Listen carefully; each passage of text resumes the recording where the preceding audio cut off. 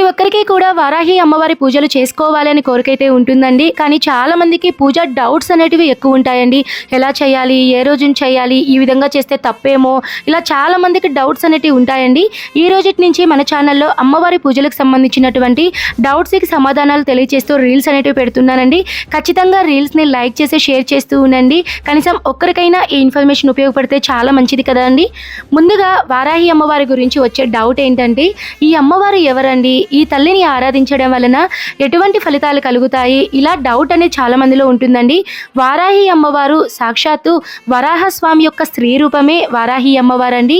ఈ తల్లిని దండనాయకి అని, స్వప్న వారాహి అని ఈ అమ్మవారిని చాలా రకరకాల పేర్లతో అయితే సంబోధిస్తూ ఉంటారు.